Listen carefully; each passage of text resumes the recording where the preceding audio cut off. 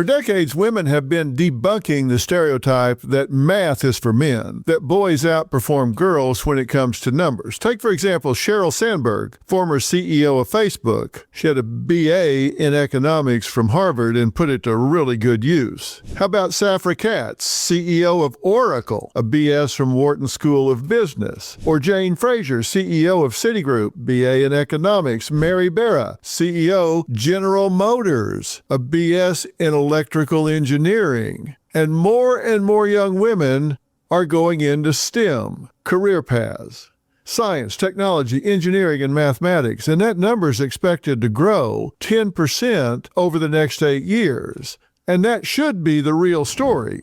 Instead of celebrating that success, social media influencers are sabotaging it with a dangerous trend called girl math. Let's look at some recent headlines about what I'm talking about. Girl math think using cash just doesn't count as spending money. Another headline, how I used TikTok girl math to visit 22 countries last year. Now, the real harm of jokes about girl math, here are some examples of girl math shared online. Today I'm going to be explaining girl math to my husband. First, if I pay with cash, it's free. Really? If I paid cash, it's free? If you return an item at the store, you just earn money. So if you return something and buy something at the same time, it was free.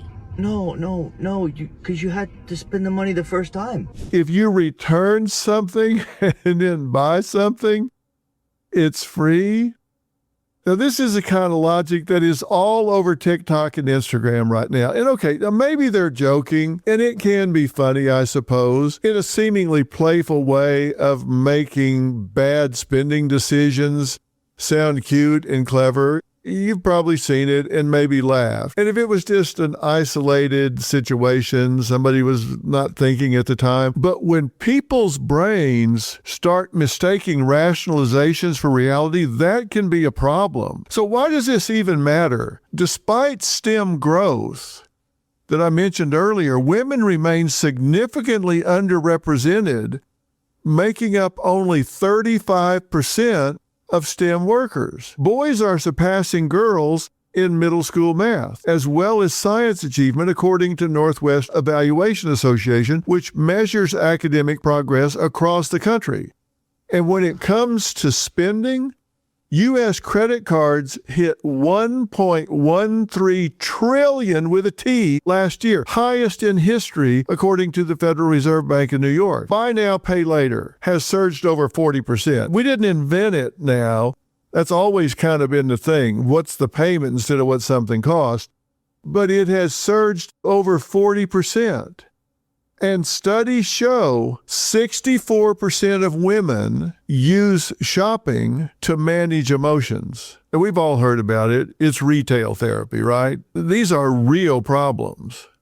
But on social media, the message isn't watch your spending. It's you're not broke. It's you're aesthetic. You're not impulsive, you're empowered. But let me tell you, you can dress it up, slap a filter on it, post it for all your close friends to see, but math is still math, and those bills are coming due. And that math ain't mathin'. You just can't make that add up because your conscience and your bank account, they know the truth. Girl math also promotes sexism. If this trend was called dumb math, it would not be cute or funny. It would be offensive. I can't do math, I'm a girl.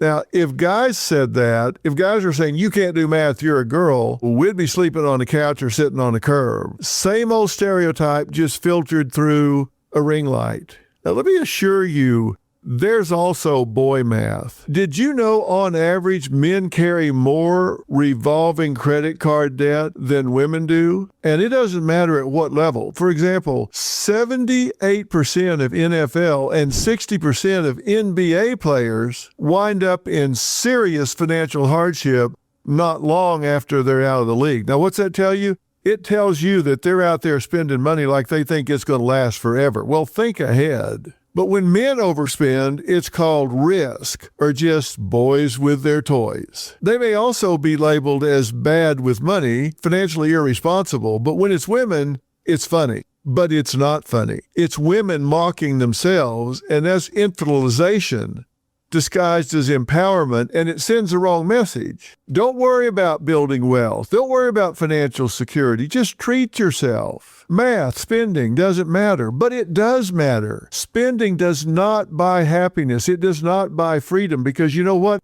All those bills come home. All of those things come due. Why make yourself a punchline? In a lot of girl math videos, women are using girl math to explain spending to their boyfriends or their men in their lives. And the guys are looking at them like they've lost their minds. Maybe it's just a joke at the time. Maybe it's like self-deprecating humor. And maybe they think, oh, this makes me seem relatable, likable, non-threatening. I know this is ridiculous, so you don't have to call me out. I'll do it first. If I make fun of myself for being silly or impulsive, then you can't shame me for it because I've already turned it into a joke. But here's the danger. You play dumb long enough, you start saying that over and over in your head, that becomes part of your internal dialogue. You know what?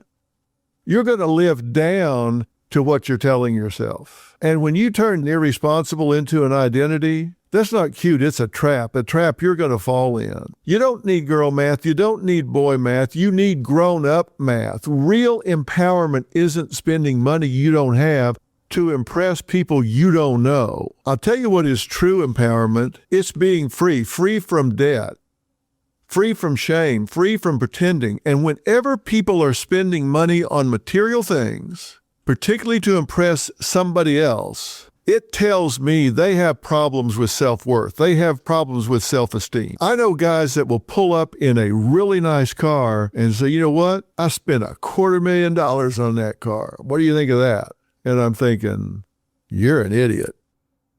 That's what I'm thinking. If you're bragging about how much you spent instead of how much of a deal you got or how hard you negotiated, or what value you got, there's something wrong with you. I'm not impressed at all. I'm thinking you're going to run out of money way before you get to the end of the game. Nothing feels as good as knowing you are in control of your own life.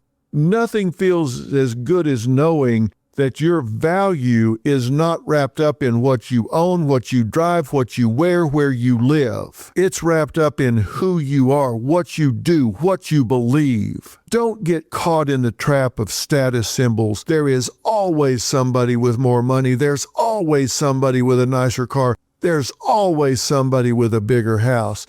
But there's not always somebody that is you. Throw that stuff off and fall back in love with yourself. Be your own best friend. And if that's not the real story in your life, it damn well should be. Make that the real story. We'll see you next time. Wherever you're getting The Real Story, make sure you subscribe and follow. I'll see you Monday. Homeowners, when's the last time you checked on your home title? If your answer is never, then this is for you. Scammers are stealing titles and your equity is the target. Criminals forge your signature and just like that, your home title can be transferred out of your name. That's why I partnered with Home Title Lock, so you can find out today if you're already a victim. Use my promo code Phil at HometitleLock.com and you'll get a free title history report. Plus, you'll get a free trial of their $1 million triple lock protection. That's 24/7 monitoring of your title. Urgent alerts to any changes, and if fraud does happen, they'll spend up to $1 million to fix it. That's HometitleLock.com, promo code Phil.